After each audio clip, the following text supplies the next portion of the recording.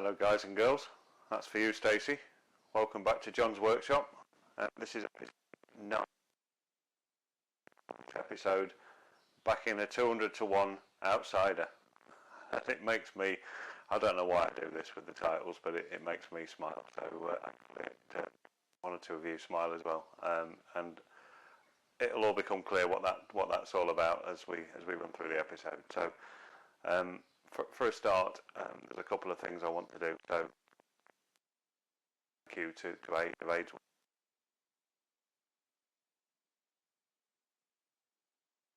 A shout out and showed a sticker that I'd sent him that he's going to put on his sticker board.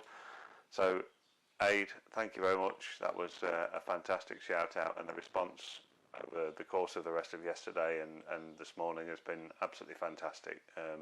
Loads of people, loads of new subscribers have come across, and there's been some really good comments. So it's really good, and it's helping build the channel. So thanks for that, Aid, and thanks to all my subscribers, the existing subscribers from before for sticking around, and also the new subscribers that have come across as a result of Aid's shout out yesterday. So it's really great. So moving on then, we're going to run through today in this episode, and apologies again guys, the lighting's probably not the best. I'm still no power in the garage properly yet, so still working on extension leads and stuff. It's quite a dreary day outside today, so there's not a lot of sort of natural light coming in either. So today's episode, I'm just going to run through a bit of a workshop update, and then we'll move into something a bit more focused around what the title of the video is, and then we'll wrap it up with a potential purchase that I'm looking to buy. So in terms of workshop update, hopefully you guys can see around. It looks significantly different from the previous episode. So John's been a busy boy over the last week, and full day yesterday. So you can see I've got all the walls painted now. It took a couple of coats to get it this good, and I think that's good enough. I don't intend to do any more. There's a few finishing off bits to do around the sort of bottoms where I just need to paint with a brush, and I still need to paint the ceiling, which is still quite sort of yellowy in places, so that's still to be done, and I'm waiting for some more paint to arrive for that. And I still need to put a final coat of paint on the second gird of the yellow paint. So there's a bit more painting to do. I'll not film any of that because it's quite tedious. But certainly things are now looking a lot better.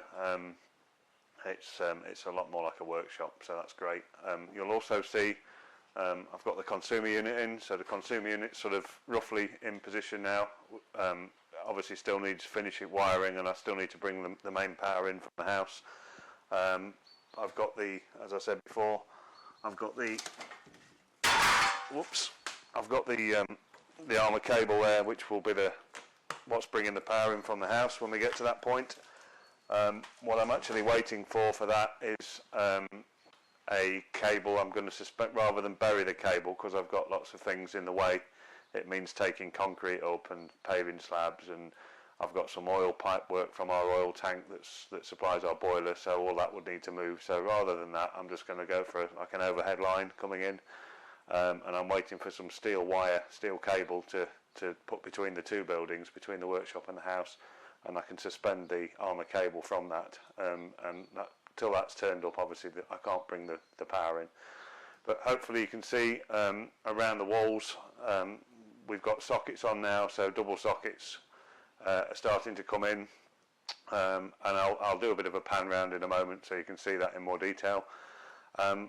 You'll also notice as I do that the wiring is all on the front surface of the boards, which was a decision I made when I put the boarding in, that I was going to have all the cabling on the front side of the boards, rather than I had the choice of dropping it down behind and hiding it. The problem with that, where we live, being incredibly rural, we have lots of mice and other things. If the cabling's behind the board, I can't see whether mice have been sort of chewing at the cable or anything like that. So with it surface mounted, I can keep my eye on it. I can see that it's in good order, and I can hang my other bits and pieces around in between the wiring and not have too much problem. So that's the plan. So to date, in each bay there's 2 double sockets. So there's 2 double sockets in each bay, a single socket in the last bay at the end, but then across the back wall there's another 2 double sockets which will be at the back of the bench, and then obviously the same down this side, 2 double sockets in each bay. So plenty of opportunity there for plugging things in, various different bits of machinery. So I thought while I was putting the power in, I might as well make a decent job and give myself plenty of options regarding sockets, so that I don't have to rely on extension leads and cables kicking around the floor and things like that. So that's really the update in terms of what I've done. Behind me you'll see this big sheet of wood that's behind the toolboxes.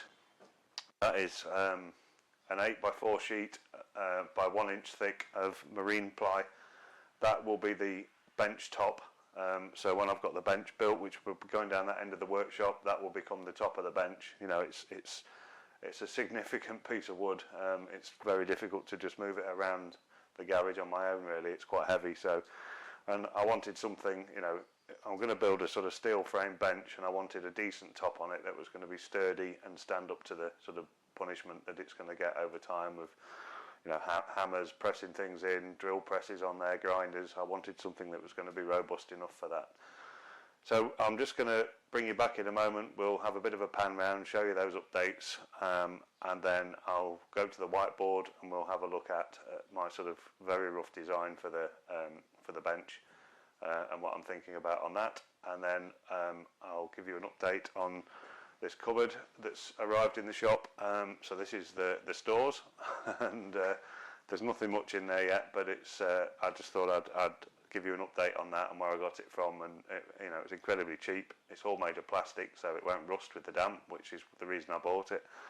But there's 1 or 2 bits and pieces inside that I'll just run you through that have been purchases over time, over months and months, really, knowing that I was heading towards the day when I was going to have a workshop and be able to use some of this stuff. So I'll bring you back at that point. So here we are, guys, just a quick sort of pan round. I realised that in the original shot there wasn't a lot to see in terms of the wiring. So there you can see in each of the bays there's, you know, you can't see the second socket on that one because the door's in the way and the lamp, but there's two double sockets in each bay. And the machines now, you know, certainly look good against the white background. It's starting to really look like a workshop, which is good. You can see the consumer unit there, a stores cupboard, and then the double sockets, 2 double sockets in each bay. This one here, in this bay with the tail hanging out, I've run out of cable, so until I can continue on down this side, I need to wait for some new cable to turn up to finish this radial circuit off. So there's basically 2 radial circuits, one supplying the right hand side and one supplying the left hand side, and they'll be 20 amp circuits protected by an MCB in the consumer unit. Okay, I'm just going to move you and we'll look at the whiteboard. So I've turned the lead lamp off, guys, because I was getting some reflection off the whiteboard, which, funnily enough, I've had a suggestion from one of the new subscribers that maybe a blackboard would have been better with chalk, and I guess I wouldn't have had glare and reflection off that either, which is another bonus.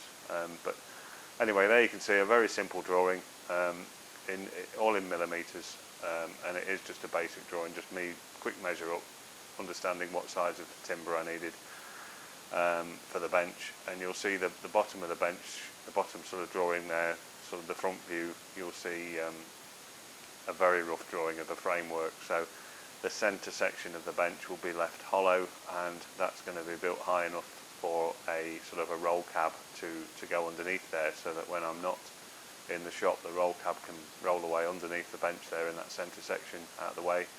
And then the 2 side sections will have a shelf on the bottom for storage.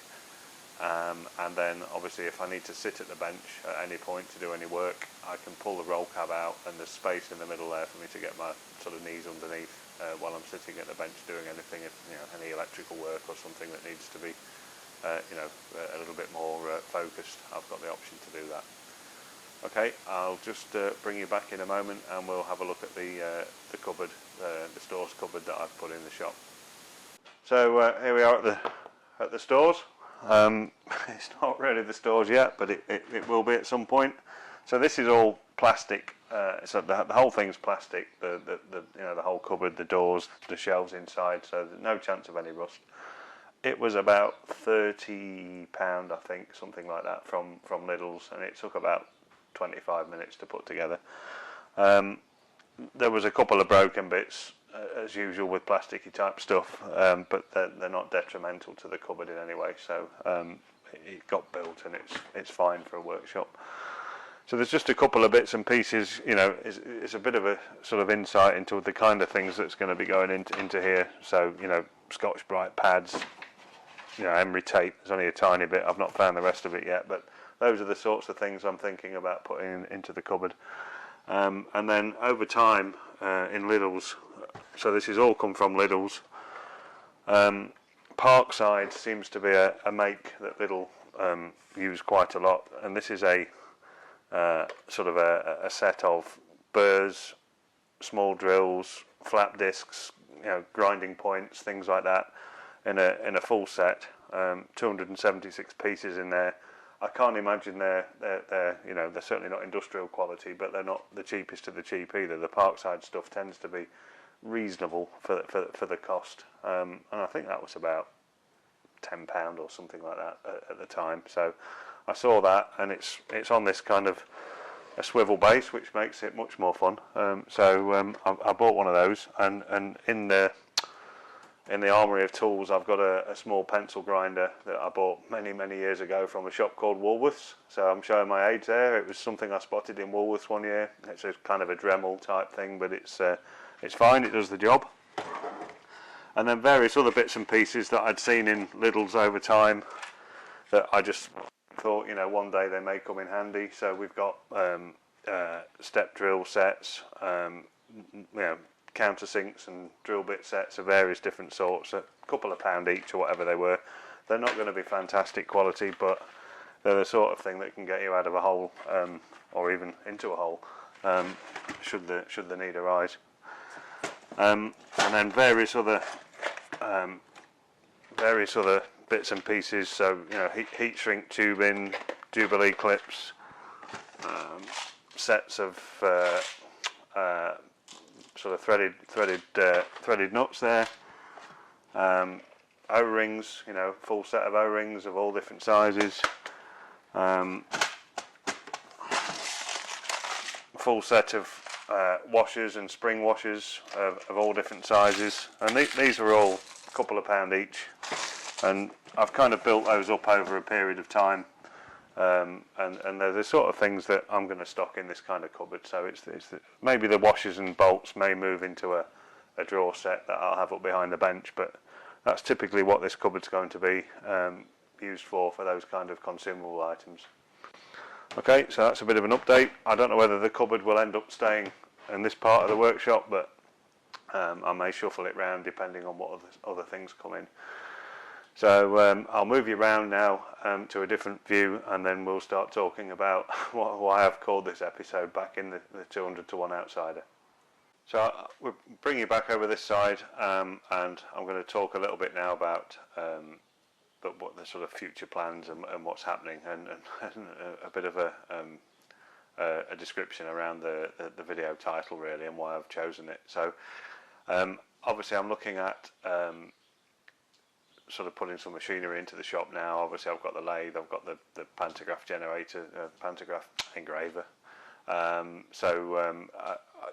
made reference already to a milling machine, which I've desperately wanted for a long time, and there's various other bits and pieces as well that I've been looking at, one of which being a metal bandsaw, cut-off saw. So I've been doing a lot of research and looking into all the different options. I've been looking at buying second-hand machines. Again, I've said before, I'd love a Bridgeport. I don't think I'm going to get a Bridgeport in here, and certainly for the budget that I've got to play with, when you start looking at the sort of 40-50-year-old second-hand machines, for the sort of money I'm talking about, you're going to buy something that's a bit of a dog probably, that's going to need a lot of strip down and repair, and then more expense, and also because it's second hand, you'll be, the purchase price isn't just the purchase price, because you've then got to pay hundreds of pounds to have the thing delivered, especially if it's coming from one end of the country to the other. So there's a whole load of factors in there, and I've been sort of thinking through all of that.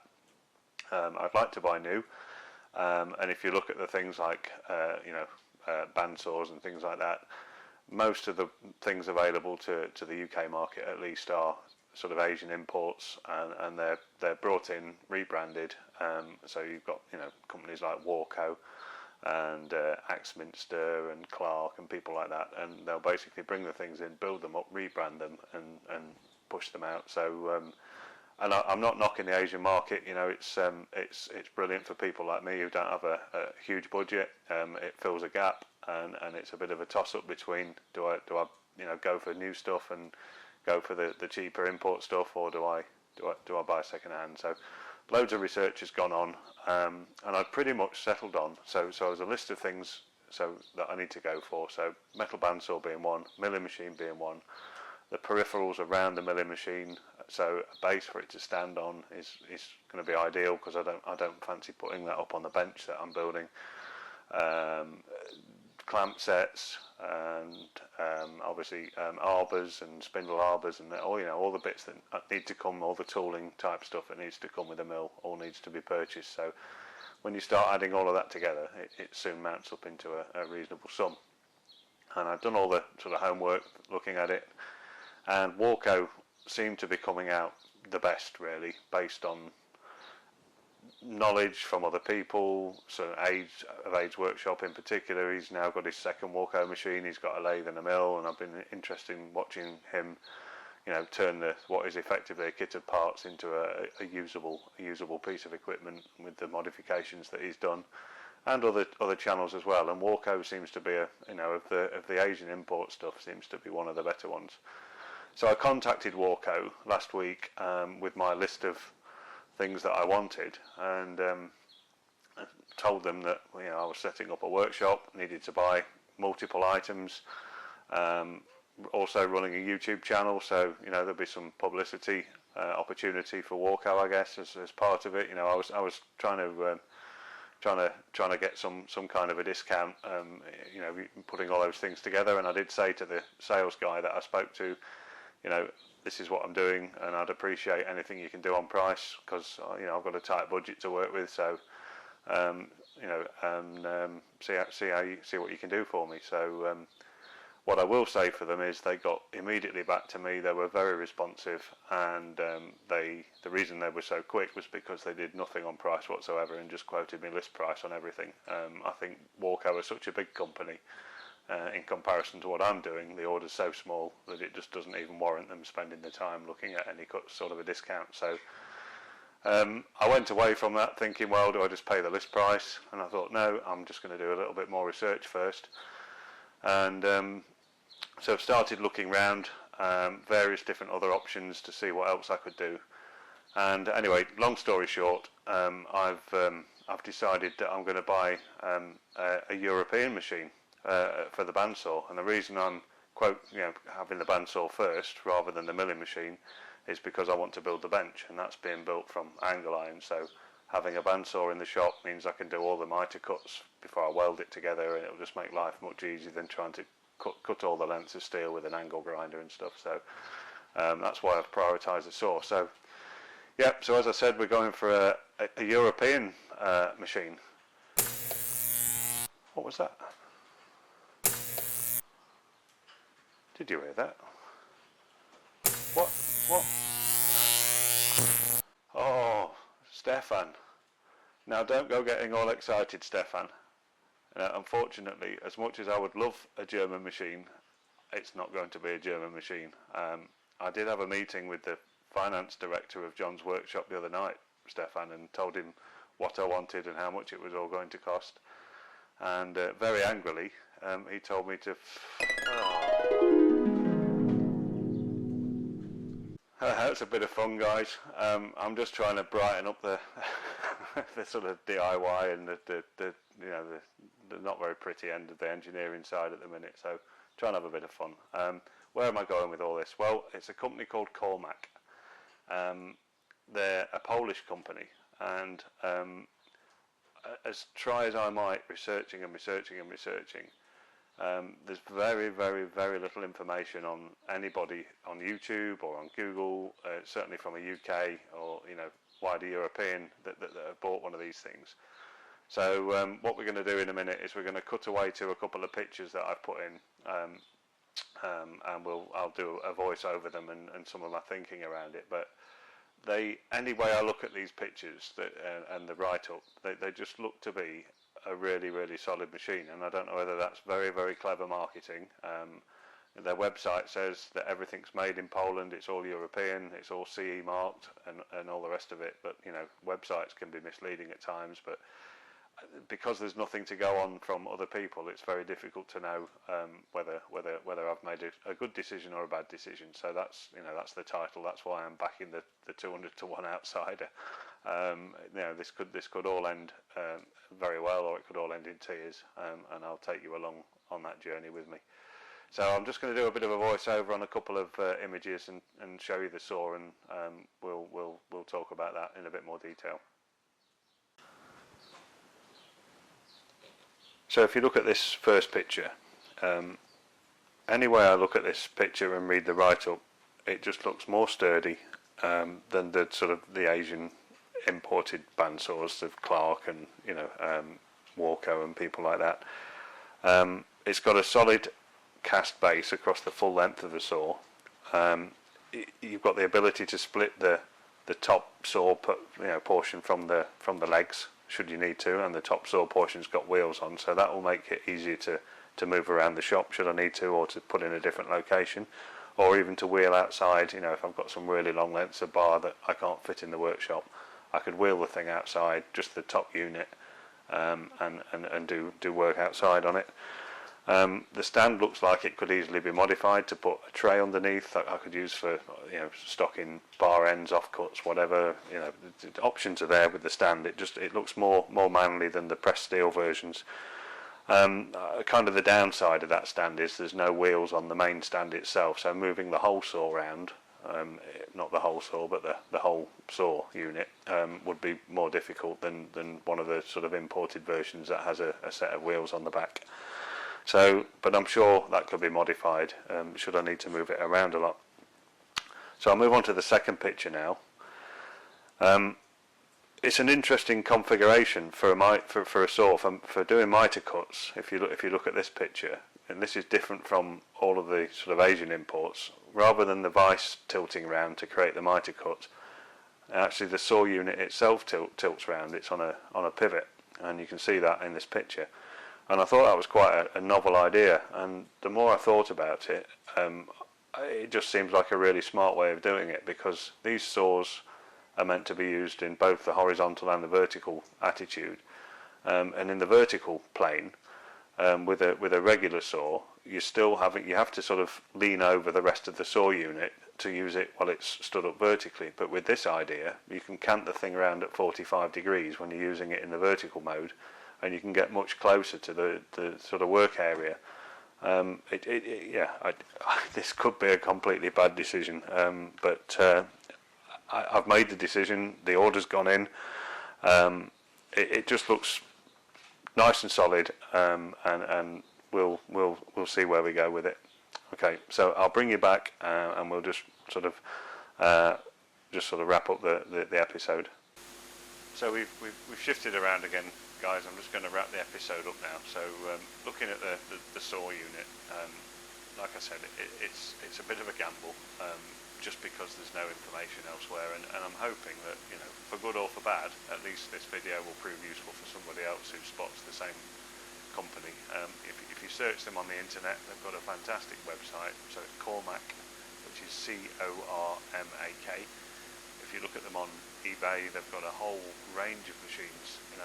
They do all sorts of stuff, all sorts of different milling machines and lathes and CNC machinery, woodworking machinery. They're a big outfit. They've been, according to their material, they've been sort of servicing Poland for, I forget the number of years, but it's a long time. Their website looks really good.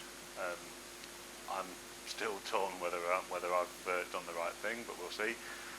I will do an unboxing video, and I'll bring you on that journey, so I'll take you through every step of it as it arrives, and we unbox it. I'm not a fan of unboxing videos normally when they're, you know, kettles and toasters and things like that, but on this occasion, because it is a bit of an unknown quantity, we'll take you with me on that journey, and we'll see where we get to. So that's really the end of the episode. So I'll see, you know, based on the quality of the saw when it comes, I'll make a judgment then whether I go with Cormac for the milling machine, or whether I revert back and go with Warco and just pay the list price that they're quoting me.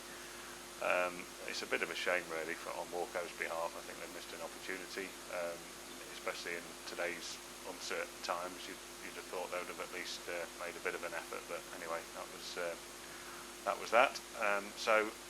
Just before we wrap up, just a final thank you to the subscribers. It's a fantastic place I'm at. You know, I'm 4 weeks into this pretty much.